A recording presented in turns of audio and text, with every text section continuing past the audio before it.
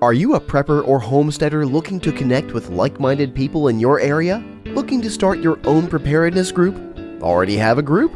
Well, look no further than PrepperNet. PrepperNet is dedicated to personal responsibility, individual freedoms, and being self-reliant. PrepperNet has monthly meetings in over 100 cities where you can meet and learn with like-minded people in your area. PrepperNet, where preppers unite. Find us online at preppernet.com.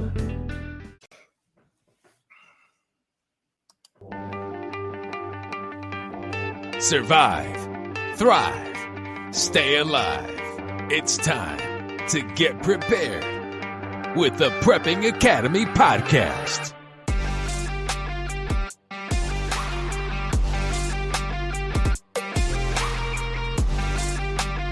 Yeah, I like that music. Good beat. Really good beat. It is good beat. I like it. Kind of builds up and then boom. So yeah. Awesome. Hey everyone, welcome to the Prepping Academy. I am Forrest. We have Uncle Buck with us tonight, like always. And we're going to bring you the best show on the airways, right? Yeah. Yes, we sure are. we are. That's what we do. So we released our first show. We had I think a very good response. And this show number, whatever number it is, I don't even know. Yeah, I think this is 5. I think 5. It's 5. Yeah. So, but you were telling me, I'm just going to jump right into it. You were telling me that some major things have been going on in your life. And, and I know that Prepping Academy members, they just want to know what is going on with Uncle Buck. Well, just coming off the Zello night, hosting that. So for those of you that don't know, there's we do a comms night when you're part of PrepperNet. So we run a variety of different scenarios and just allow the audience members to dial in. So that's kind of a benefit for joining PrepperNet. Great topic. I think the stuff that's been going on lately, I think I mentioned the military stuff coming up, right? So that's been like the big. So I had a conversation on late last week. Recruiter reached out of the blue and said, "Hey, are you interested in coming back in? Just going on the reserve side." And I don't know, man. It's been a topic of conversation at home. I've been reaching out to other folks and trying to get their take on it. The vax mandate is officially gone. Like, it's done. It was part of the NDAA, that National Defense Authorization Act, which was passed by the Senate, Congress, and ultimately signed into law by the president, by the POTUS, on December 23rd. So I don't know. And I think there's 30 days for Secretary of Defense to put out guidance on what that means. I did receive today the official guidance that it's going away, but what that actually means and all that stuff, I don't know. So the question right now is like,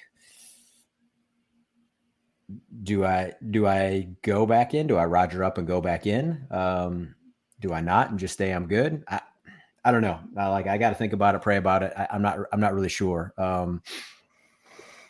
That's a big decision. So you literally got out because of the mandate, and now you see an opportunity to get back in, and you're just like, what's best for me and my family? Yep. Yeah. So I don't know. I'm trying not to be, there's I look at it 2 different ways, right? Number one, and I'll just be like perfectly blunt on this one. I could be bitter and upset and mad and angry and all that fun stuff and just say, hey, you made your bed, lie in it. No worries. The flip side is there is a shortage. There is a need.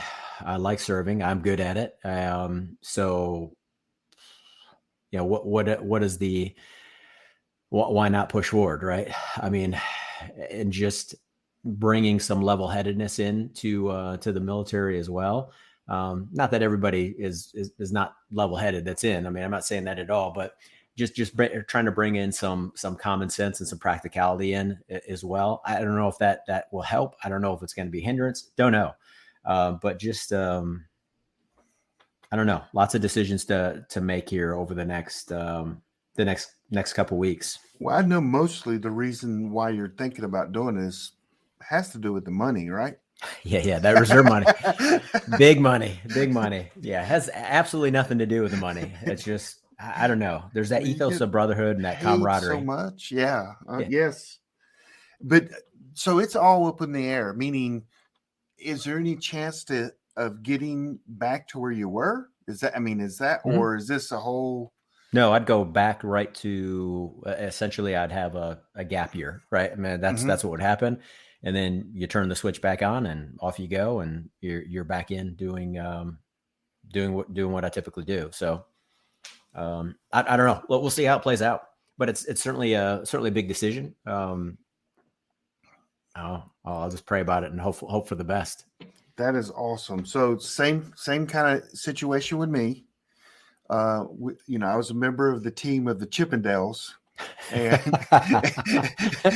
and they cut the team because of COVID, and they're calling you back. I can be team lead now. That dream's finally being fulfilled. Oh, I had to go there. Sorry about that. All good, man. All good. But yeah, so the other, I know we're, kind of getting around topics, right? But something that came up, it's just incredible story. So I'm at church yesterday. We get there a little bit late, walk in with the family, and we ended up getting in the aisle right behind another guy, his wife, and they got a few kids. And afterwards, he turns around, we start talking, and I've known him before. I had multiple conversations, and a really good dude. And he's like, "Hey, a bunch of people are coming over to one of the other guys' house to pray over me." I'm like, "Okay, can you elaborate a little bit more?" And he says, he's like, "Yeah, I'm having a surgery on Thursday, in the next few days here."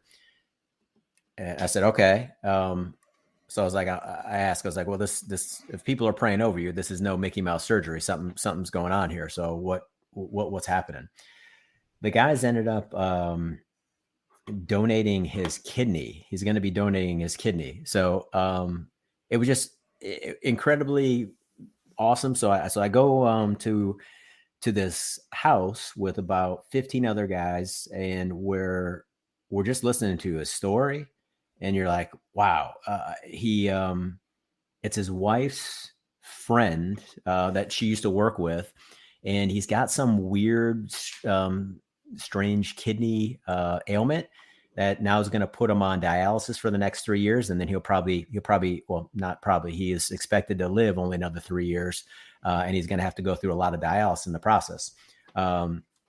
So buddy here, he's strong Christian.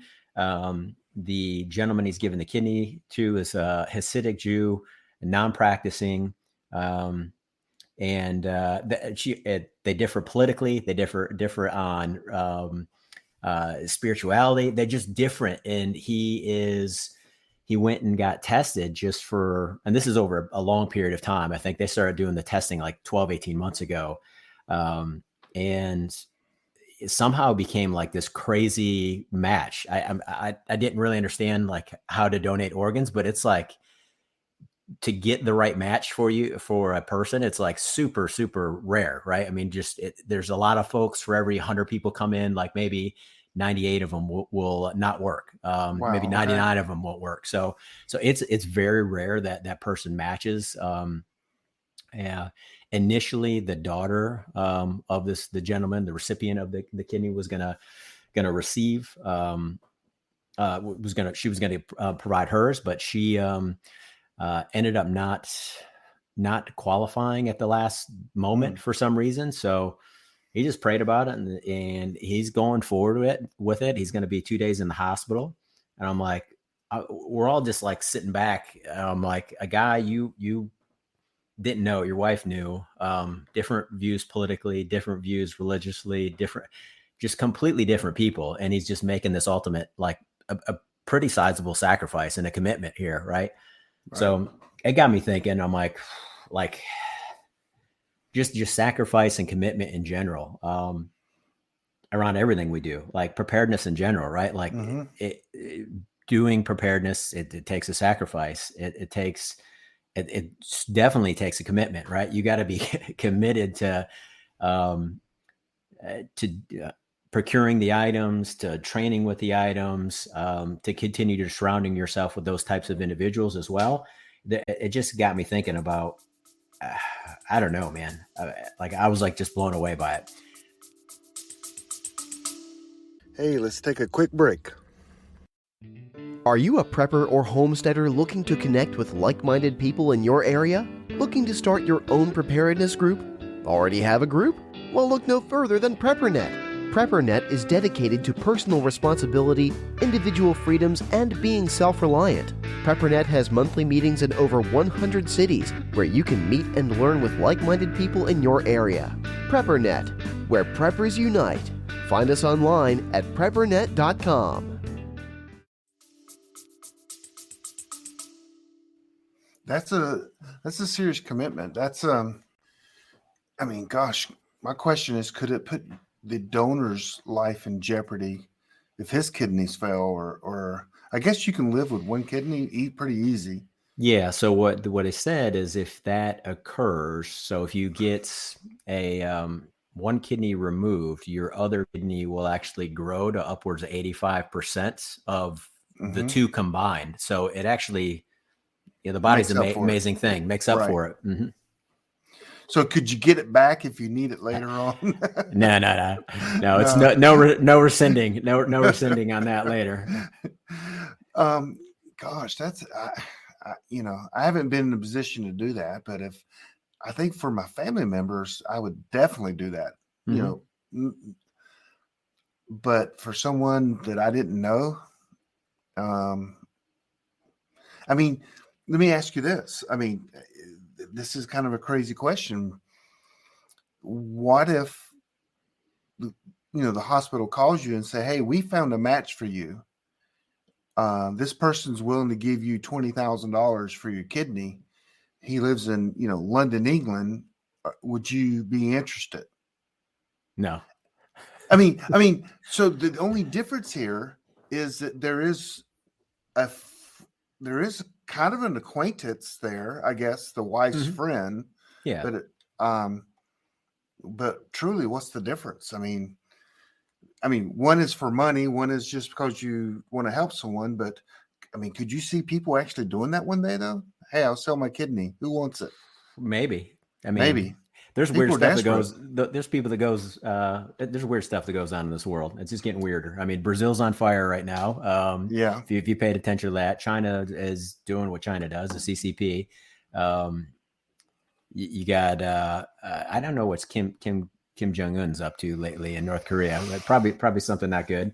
And then of course, you got the proxy war going on in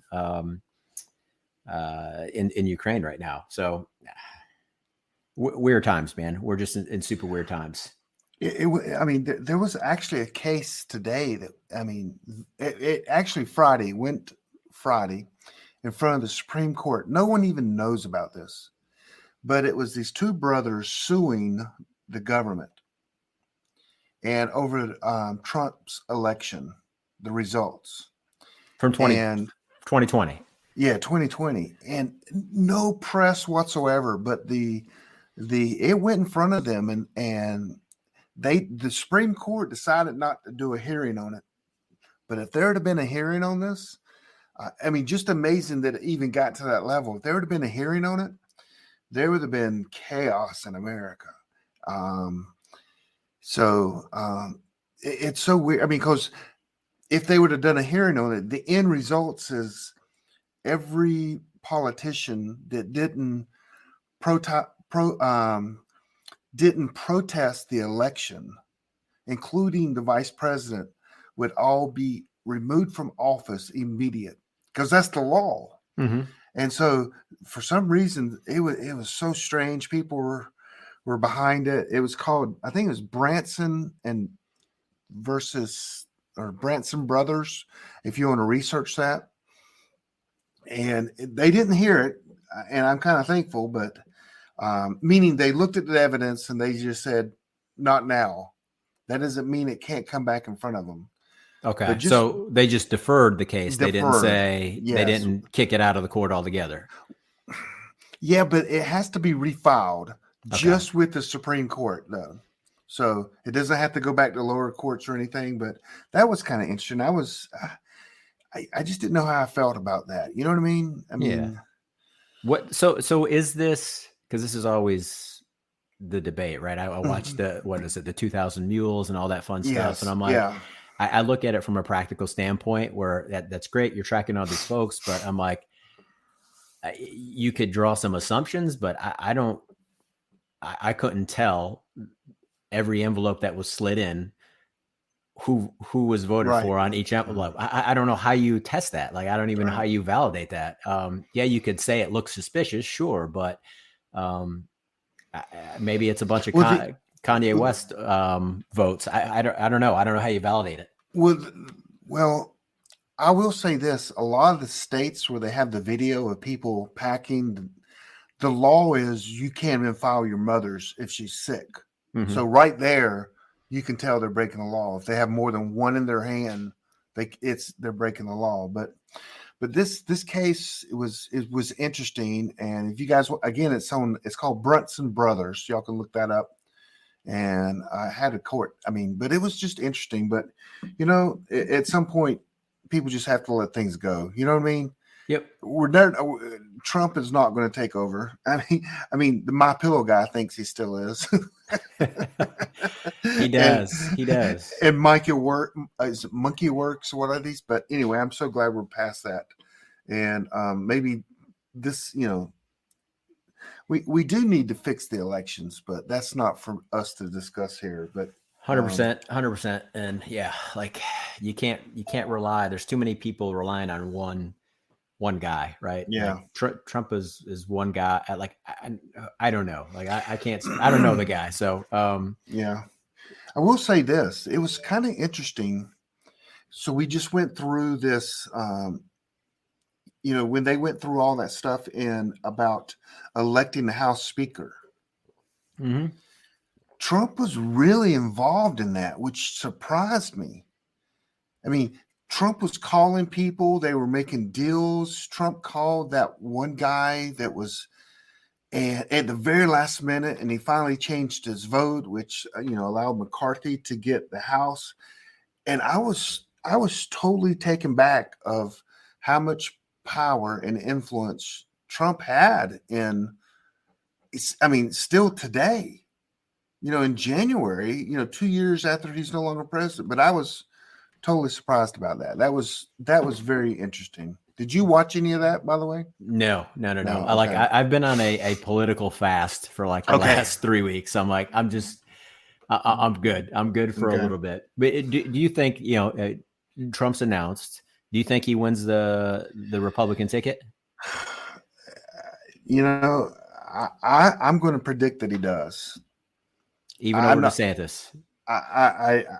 Gosh, I don't know. I know my heart is saying I hope DeSantis wins because he's a much better. I don't know. Trump. The reason the world hates Trump because he does mean tweets. Mm-hmm. If he would stay off Twitter, I think he would have a better chance of beating DeSantis. But I just can't see anyone beating him. I really, which kind of upsets me because I think if he runs again, even against Joe Biden, they may people will vote against Trump just because they hate him. Yeah. Which is a good reason. If you hate someone, don't vote him. But I think Republicans are in trouble for the next 6 years. Fantastic. Fantastic. Yeah. Fantastic stuff. So I finished the book. It was called The Crash, the Crash, Decline and Rise of America. So I just finished that up today. Who wrote it? I cannot remember the gentleman's name off the top of my head. I can look it up real quick while we're on. But Mark Favreau, M-A-R-C, Favreau. Yeah, okay. Short read, but really, really good. So one of the, we started talking about initially kind of about sacrifice and commitment, and you start listening to these people's stories about the Great Depression, and you're like, holy cow. I mean, talk about a different world and like how easy we have it. So you had Herbert Hoover in there, who was a good statesman. Everybody loved him up until the Great Depression came, and then everybody hated him. And then FDR came in, ultimately with big government spending and the New Deal, and created jobs all over the place. Ultimately, what got us through the Great Depression was the war, right? So we ended up that was kind of a big thing, all the money spent down there to fight the war effort. But one of the things that I was reading on there were excerpts from people that there was this groups and tons of people always looking for somebody else to blame. They were blaming the politicians. They were blaming the immigrants that immigrated over from Italy or wherever else. They were blaming everybody else. So I got thinking about this stuff, and I'm like, well, how's that any different from today? Is it the same as today? We just have social media now that kind of pushes that message out almost real time or in real time. Right. Like, is it any different or is it still the same?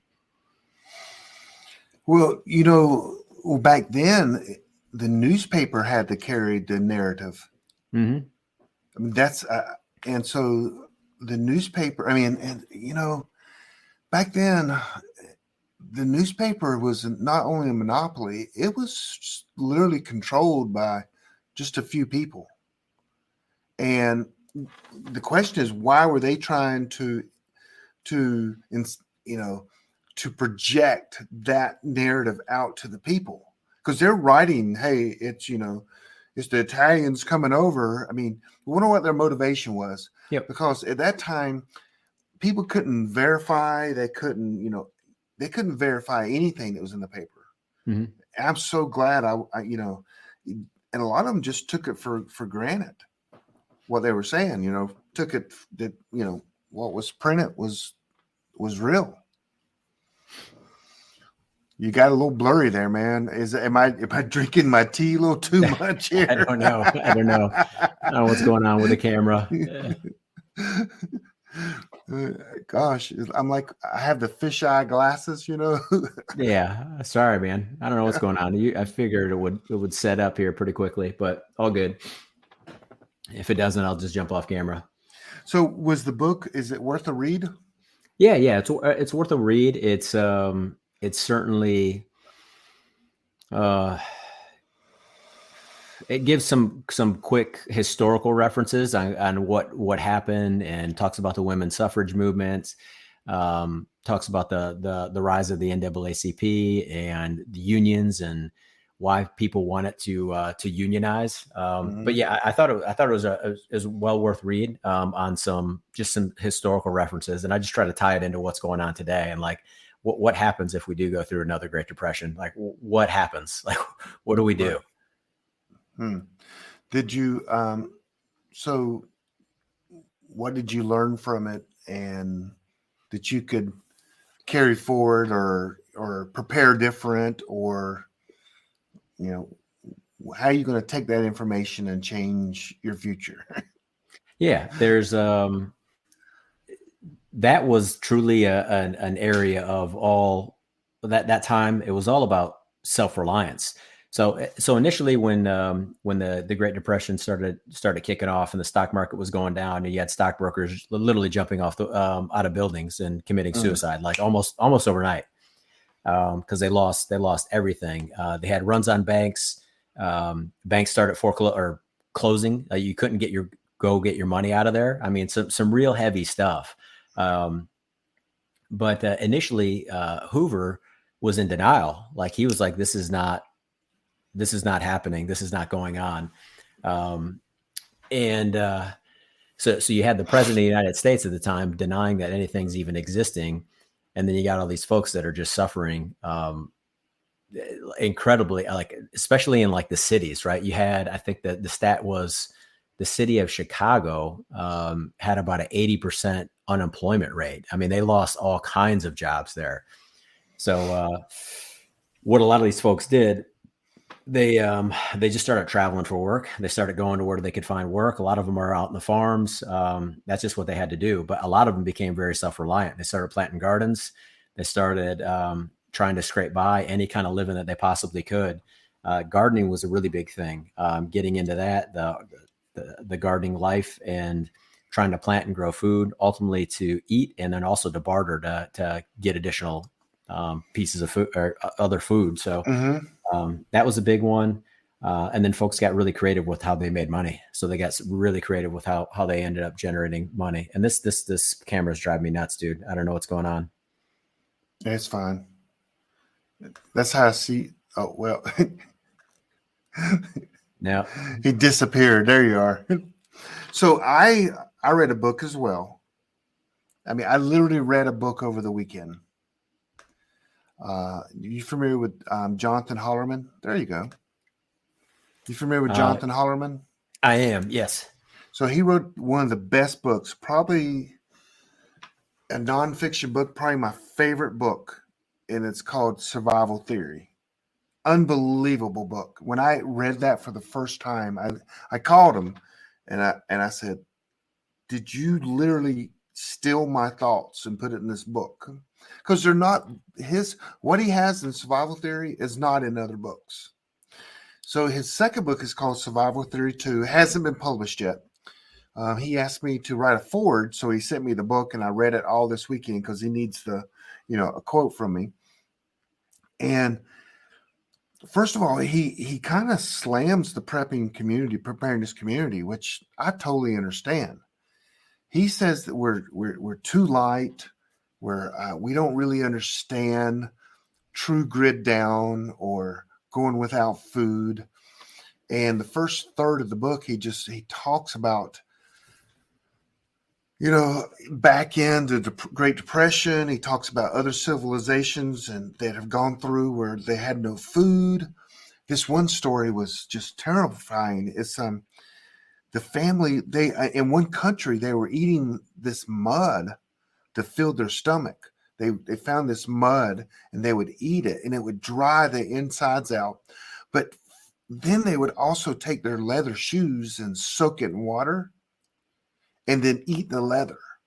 And I was like, what? And he's talking like hundreds of thousands of people were doing this. And I'm like, gosh. And he talked about all the studies that have been done. Like there's I think it was a Stanford or study about starvation. Then he goes through and just, it talks about the calories you need and if the grid really goes down, how it's way worse than we would ever possibly imagine. And he and we're like brothers because we think just alike. He says there's no such thing as an urban prepper. He is just like me. Is when the grid goes down or a major event happens, you've got to get away from all population. You've got to. What's the time? Did he give you a timeline like that happens? Well, he agrees with me. You probably got about 48 hours, 72 hours to go.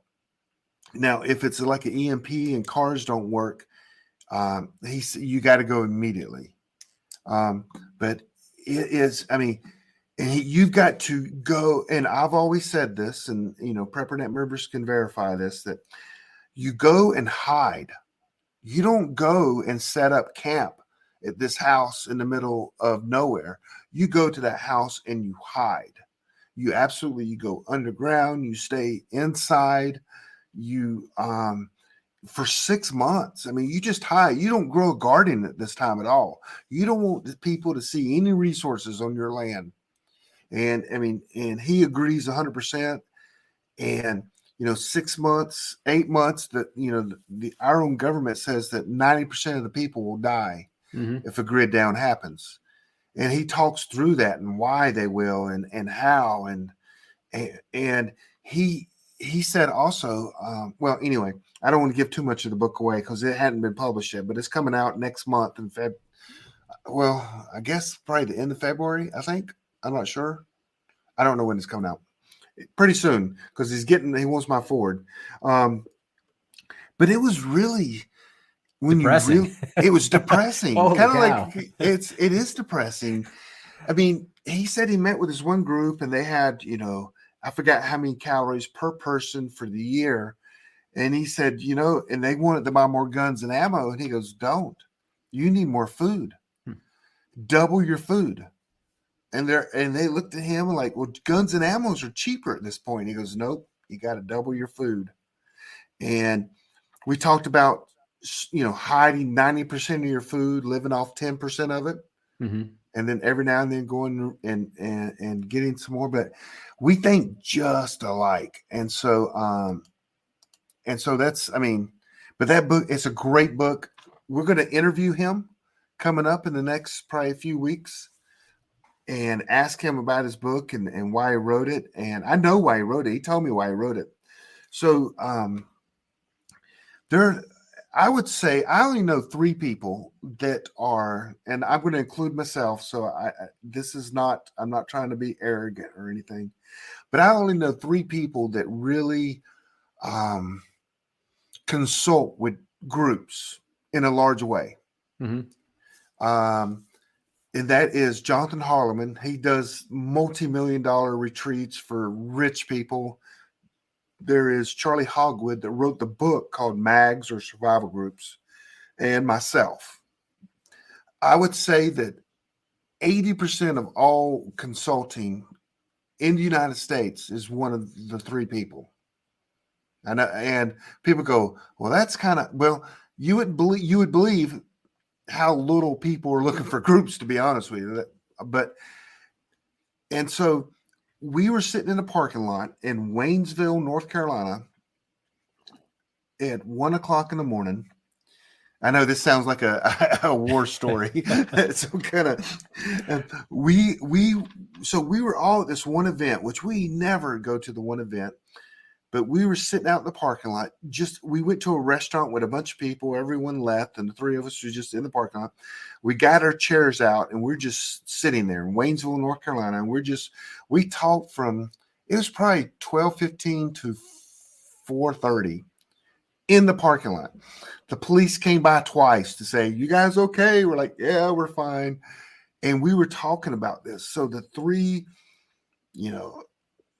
planners and it was so unbelievable that we were all on the same page so much. We're like finishing each other's sentences. It was crazy. And from that is where the survival theory 2 came from. And I called him and I said, dude, I'm so mad. I'm glad you wrote this though, because it goes with your book 1, but I wanted to write this book, but you did such a great job at it. But anyway, that was a good time in my life, just sitting there talking to other colleagues and talking about the most depressing stuff we could talk about. But yeah, for 4 hours straight. But it was very fun. All right, yeah. There was have you ever followed the guy Jack Richland? You ever see his stuff? I've heard of him. Yeah, I'm not sure if I read any of his stuff. I want to say he's a Black Scout Survival. So I think he's down in, I want to say he's down in he's somewhere in the Southeast, Georgia, South Carolina, North Carolina, somewhere around there. But he's ex-Marine Corps, but seems very squared away. And he does a lot of, videos, podcasts, etc. He mentions, I think a book. I was just watching a recent episode. It was called, I think, Emergency.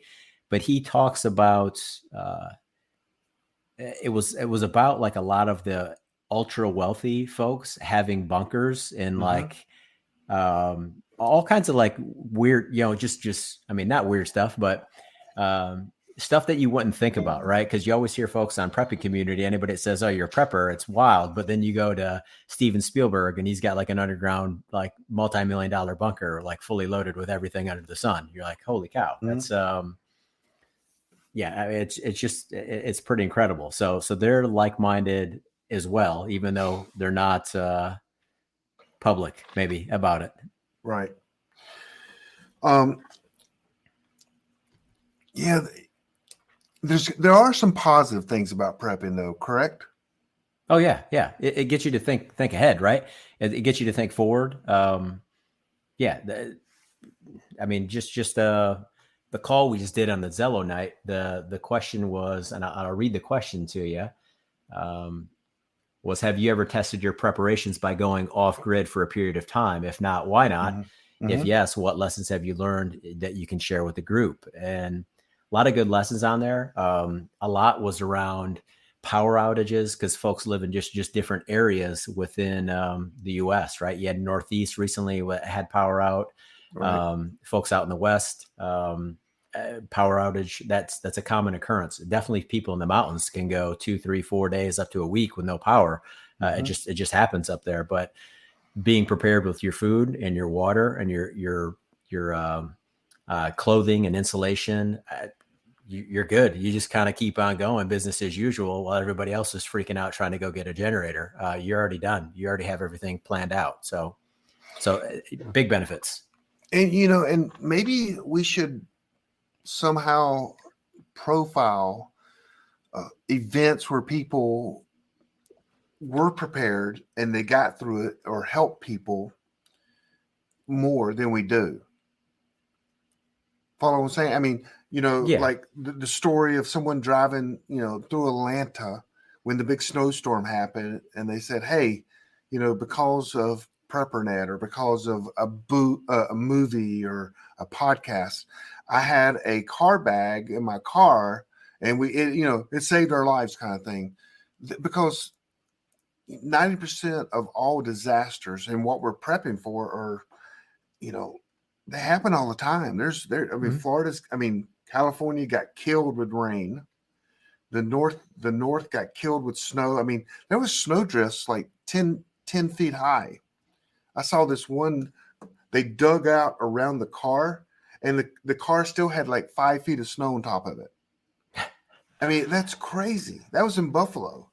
And I mean, there are disasters happening all the time. And so people, the prepping is not always a futuristic. Maybe, for some people, it could be next week that they need their preps and their knowledge. Correct.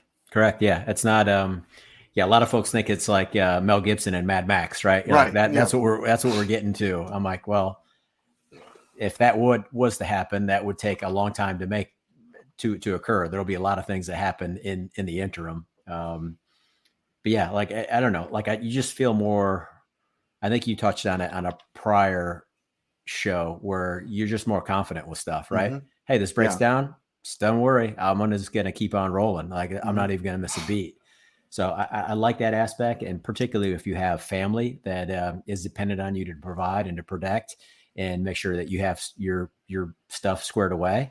I mean, I like it. I think it's important. There's the military aspect I know that you and I talked about before, where that's what you do, right? It's your PACE plan, primary, alternative, contingent, emergency. You just lay it out. This is how things are going to play out. If this scenario occurs, we're protected. So a quick little story. We had our Christmas party in Charlotte, and my phone just kept buzzing. Everyone's phone started kind of buzzing, and we're like, what the heck? And I'm getting ready to open my gift. We're playing this, is it the Dirty Santa, whatever it is, where I'm just waiting for my gift, and my phone is kind of bothering me.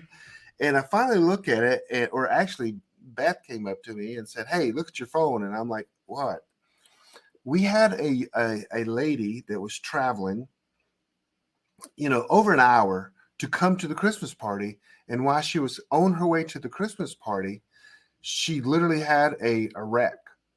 I think a drunk driver hit her. And of course, people are calling me and I'm ignoring them. I'm like, I got a gift coming. So I felt really bad. But we, so if I'm recalling this right, she got on Zello, which our Zello channel, and I'll tell everybody what Zello channel is in a minute, but and she called out for help, and all of a sudden people got kind of called to do something. They're like activated. And then within an hour or so, we had someone going to pick her up to take her to a hotel or take her, to bring her to all this stuff. But it's having that network of people, even when you're an hour and a half, 2 hours away. That's what really I think people need to work on. And that's really the reason I created PrepperNet. But people need to have that community, so when things do come up, they're not going through it themselves. They might not have all the knowledge or the tools that they need. And you guys really need to be in some kind of a group. PrepperNet would probably be the best one you could be in, of course. Yeah, of course.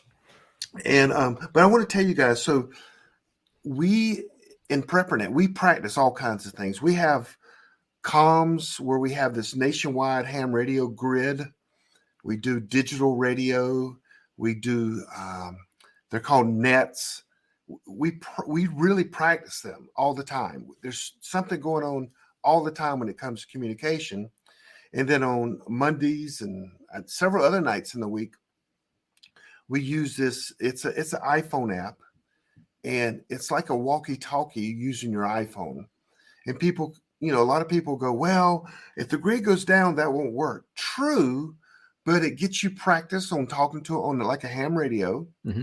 But also, several years ago, we were in many times we've helped like hurricane situations.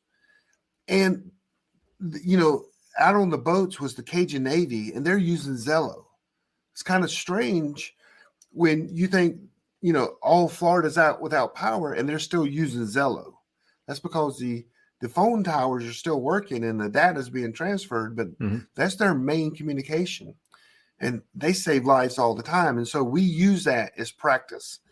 And so that's what the Zello night is. So we practice a lot of stuff that you're going to need in the future. And tonight you ran like a net on Zello, right? Mm-hmm. That's correct. Yeah. And you asked that question and people were giving you answers and feedback. Yeah.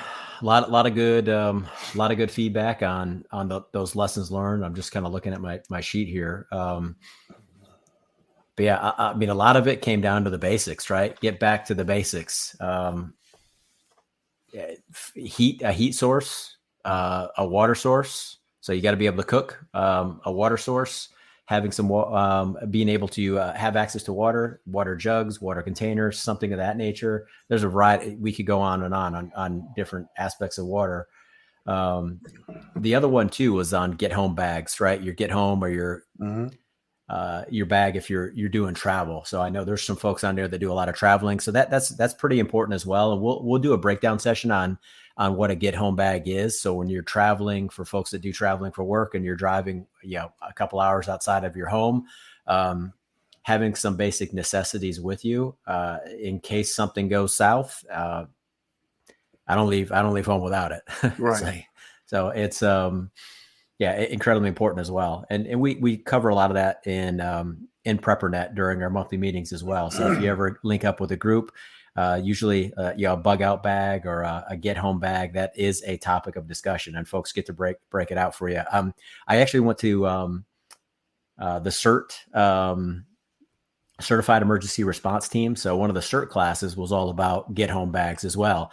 And so essentially the whole class was just everybody coming there. Mm-hmm.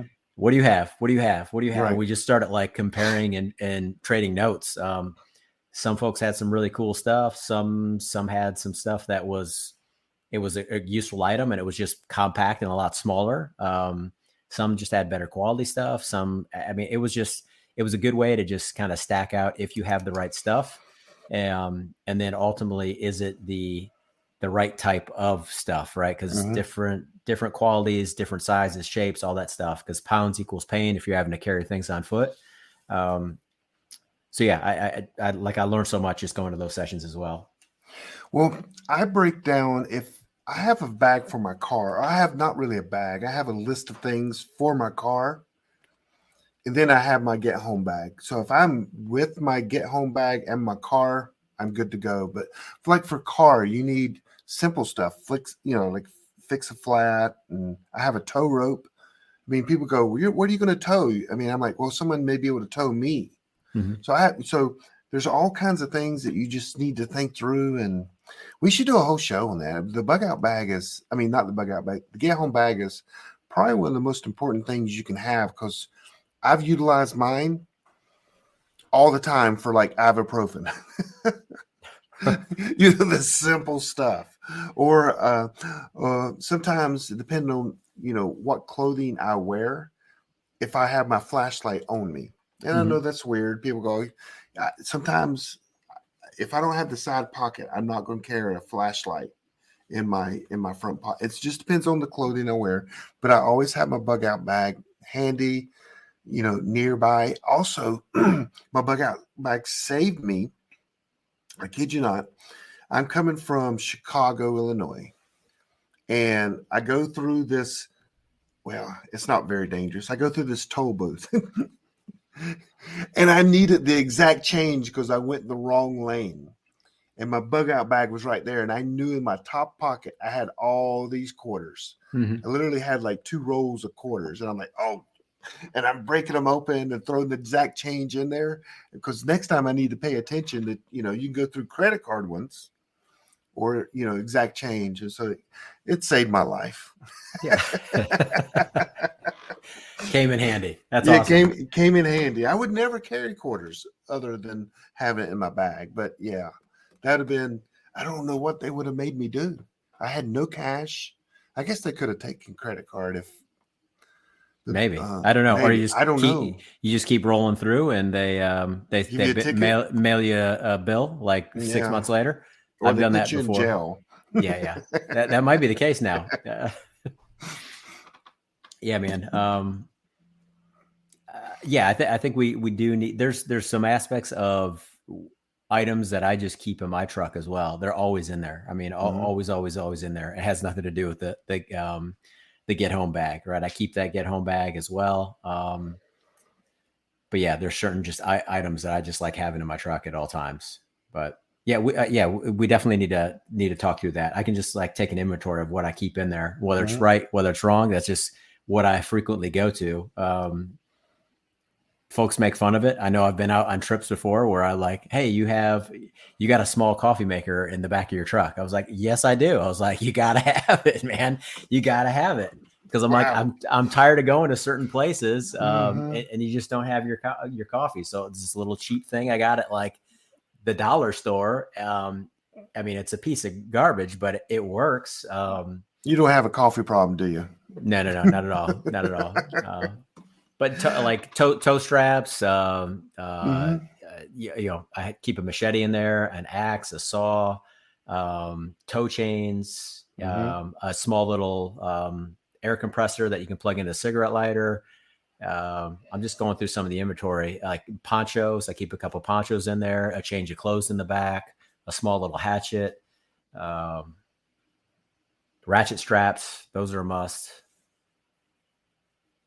I think that's and some little other odds and ends, but a lot of different things. Right, always riding with me. Same. So one of the things in the beginning we were going to talk about, I mean, the commitment and the sacrifice of being a prepper. I mean, I know we've talked about everything, but man, when you say commitment, the commitment's easy.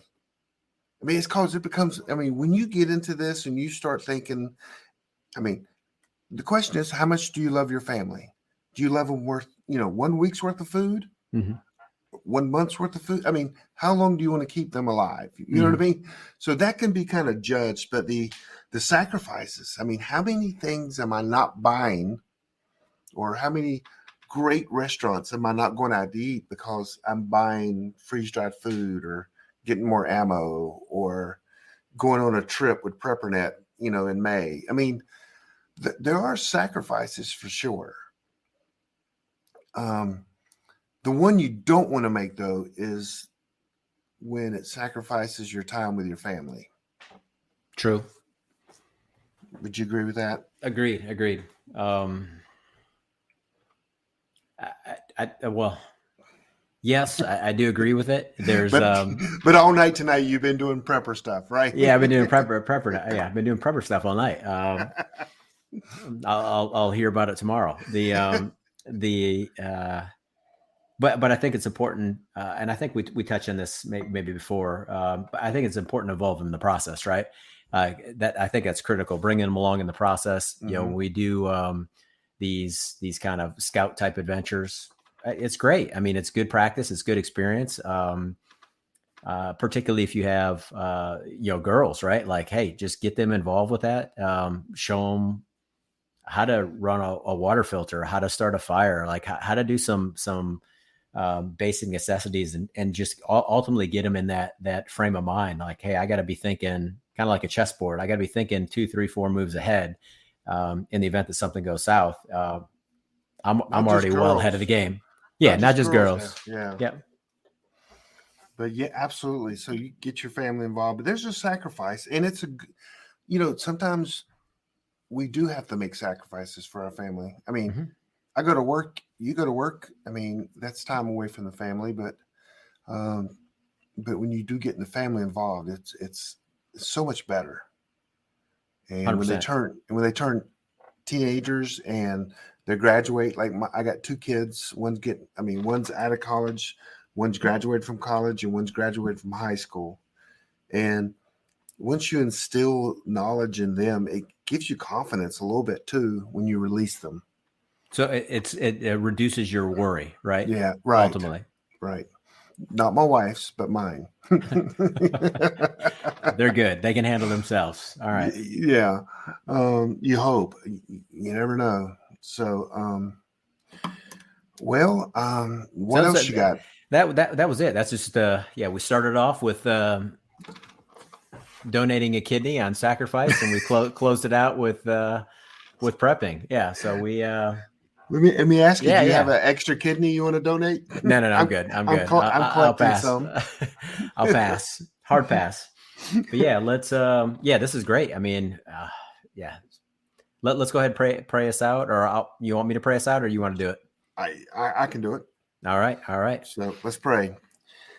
Dear Heavenly Father, Lord, we just thank you for all that you've given us, Lord. Lord, you tell us in your word in Matthew 24, Lord, that there's going to be some times coming ahead, Lord, that we need to be prepared for, Lord. And I just pray for everyone listening, Lord, that they can, look to you and trust in you, but also, get their family on board, have less stress in their life, and build their confidence, Lord, and just their own knowledge and skills, and with you, Lord, to get through the things that this world's going to bring forth to us, Lord. Just we thank you, we love you, in Jesus' name we pray. Amen. Amen. Well, everyone, we will see you guys next time. Make sure you like and subscribe, and tell your friends and family. And if your friends and family if they don't want to listen, just force them. Just tie them up. Thanks for listening to the Prepping Academy podcast. Preppers Unite at www.preppingacademy.com.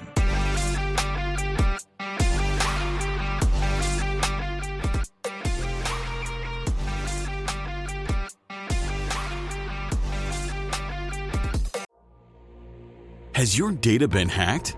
Do you feel uneasy about the vulnerability of your personal information online? Were you involved in the Target, LinkedIn, or Microsoft data leaks? Don't know? If not, then pay attention. Join Forrest Garvin from PrepperNet for a free webinar on privacy and security. Gain insights into safe internet browsing, VPNs, crafting online aliases, secure emails, detecting if your data has been hacked, and managing passwords. Secure your spot today for this webinar on privacy and security. It's free. This webinar delves into comprehensive strategies for bolstering your online privacy. We've got you covered, from fortifying your passwords to shielding your financial information and mastering state-of-the-art encryption techniques. We're offering 2 convenient dates to suit your schedule. Reserve your spot now at preppernet.com/privacy. Don't let cyber threats erode your peace of mind any longer. Take the first step toward a safer, more secure online experience by joining us for our free webinar. Remember, knowledge is power when it comes to safeguarding your privacy. Sign up now at preppernet.com/privacy. We'll see you there.